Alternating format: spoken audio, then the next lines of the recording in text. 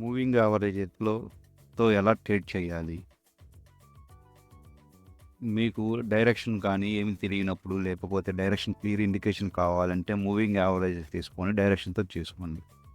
నేను 50 moving average, 200 moving average with red colour. ఎర్ర కలర్‌లో ఉన్నది 200 అండి. 50 మూవింగ్ యావరేజ్ వైట్ కలర్‌లో ఉందండి. ఈ ఉన్నప్పుడు మీరు ఎలా ట్రేడ్ చేయాలి? ఎప్పుడైనా సరే మీరు కింద 200 మూవింగ్ యావరేజ్ రెడ్ కలర్‌లో ఉన్న మూవింగ్ యావరేజ్ డైరెక్షన్ చూపిచ్చిద్దండి. డైరెక్షన్ చూపించినట్టు ఫర్ ఎగ్జాంపుల్ ఇక్కడ మూవింగ్ యావరేజ్ 200 మూవింగ్ యావరేజ్ పైన గనక మీరు చూస్తే గనక చూడండి. దీనిపైన క్లోజ్ అయితే గనక మీరు ఇలా ట్రేడ్ చేసుకోవాలి. 200 మూవింగ్ యావరేజ్ పైన గనక క్లోజ్ అయితే మీ బై పొజిషన్ ఇలా పెట్టుకొని అదే క్యాండిల్ కింద స్టాప్ లాస్ లేదా 200 మూవింగ్ యావరేజ్ కింద పెట్టుకొని ప్రీవియస్ హయ్యర్ హై కానీ చూసుకుంటే కనుక మీకు ఏం జరుగుతుందో తెలిసిపోయిందండి. ఇలా ట్రేడింగ్లో మీరు అద్భుతాలు సాధించి అద్భుతంగా మీరు ట్రేడ్ చేసుకోగలరు. ఎప్పుడు దాకా మరలా ఈ రెడ్ మూవింగ్ యావరేజ్ బ్రేక్ అయిన దాకా మీరు బై సైడే ఉండవచ్చు. చూడండి 80 పిప్స్ ఇప్పటికి ఓన్లీ ఒక్క మూవింగ్ యావరేజ్తో మీరు ఇలా ట్రేడింగ్ చేసుకొని చక్కగా సంపాదించుకోవచ్చు. చూడండి 80 పిప్స్ 90 పిప్స్ ఆల్మోస్ట్ వచ్చిందండి. ఇది 50 మూవింగ్ యావరేజ్ ఎప్పుడైనా క్రాస్ అయినప్పుడైనా తీసుకోవచ్చు, లేదా 200 మూవింగ్ యావరేజ్ క్రాస్ అయితే కనుక ఆ క్యాండిల్ కింద క్లోజ్ చేసుకొని మీరు ఇచ్చేసుకుంటుంది. మళ్ళీ ఎప్పుడు దాకా ఈ 50 మూవింగ్ యావరేజ్ బ్రేక్ అయిన దాకా కింద బ్రేక్ అయిన దాకా మీరు హోల్డ్ చేసుకొని ఉండవచ్చు.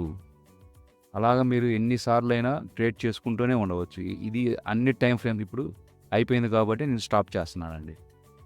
ఇప్పుడు 120 పిప్స్ దాకా వచ్చింది. ఇది కూడా మళ్ళీ కంటిన్యూషన్ అవుతానే ఉంది, కిందకి బ్రేక్ అవ్వలేదు కాబట్టి. ఇప్పుడు నేను క్లోజ్ చేసుకుంటాను ట్రేడ్. అలాగా 120 పిప్స్ 100 పిప్స్ మీరు ఈజీగా ఎప్పుడు సంపాదించుకోవచ్చు. అలాగే నెక్స్ట్ది ఇంకొక చోట చూద్దామండి. ఈ డైరెక్షన్ అయిపోయిన తర్వాత ఇంకొక చోట ఇదిగోండి. ఒకవేళ మీకు పద్దాక 200 మూవింగ్ యావరేజ్ మీకు కనుక డౌట్ కనుక ఉంటే మీరు ఈ ఏరియాలో కూడా ట్రేడ్ చేసుకోవచ్చు. 50 కింద 200 మూవింగ్ యావరేజ్ కానీ పైన ఏమో 50 మూవింగ్ యావరేజ్. పైన క్లోజ్ అయితే కనుక చూడండి.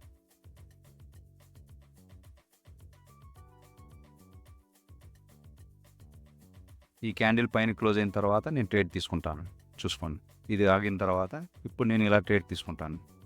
సేమ్ అదే క్యాండిల్ కింద స్టాప్ లాస్ పెట్టుకునేది. ఈ 200 మూవింగ్ యావరేజ్ పైకి వెళ్తున్న డైరెక్షన్ చూపిస్తుంది. 50 మూవింగ్ యావరేజ్ అబౌవ్ ఉంటుంది. మినిమం 100 పిప్స్ ఎప్పుడు మీకు ఇలా ట్రేడ్ అవుతుందండి.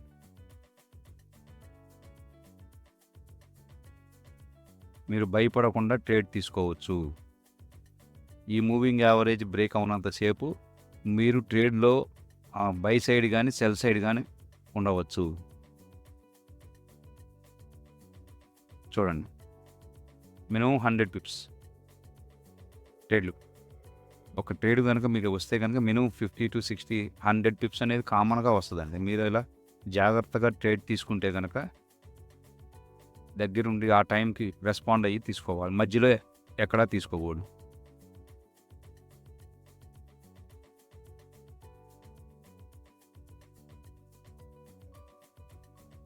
మూవింగ్ యావరేజ్ సపోర్ట్ తీసుకొని మళ్ళీ పైకి వెళ్తుందండి. చూడండి 100 పిప్స్ వచ్చిందా లేదా. అలానే మనం సెల్ సైడ్ కూడా చూద్దాం. బై సైడ్ చూసాము, సెల్ సైడ్ కూడా చూసుకోండి. సెల్ సైడ్ మీరు ఎప్పుడైనా సరే సెల్ సైడ్ కావాలంటే 200 మూవింగ్ యావరేజ్ కింద క్లోజ్ అయితేనే సెల్ తీసుకోవాలి. ఫర్ ఎగ్జాంపుల్ ఇక్కడ తీసుకుంటున్నా అండి నేను. చూడండి, ఇప్పుడు ఈ క్యాండిల్ కింద క్లోజ్ అయిందండి. ఈ క్యాండిల్ క్లోజ్ అవ్వగానే నేను ఏం చేస్తానంటే ఆ క్యాండిల్ పైనే స్టాప్ లాస్ పెట్టి ట్రేడ్ తీసుకుంటున్నాను అండి.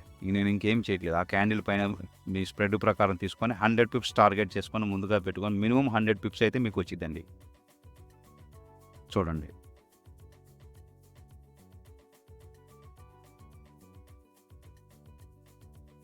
ఎటువంటి ఆలోచన చేయకుండా మీకు 100 పిప్స్ ఎప్పుడు ఈజీగా వస్తాయండి. ఇలాగా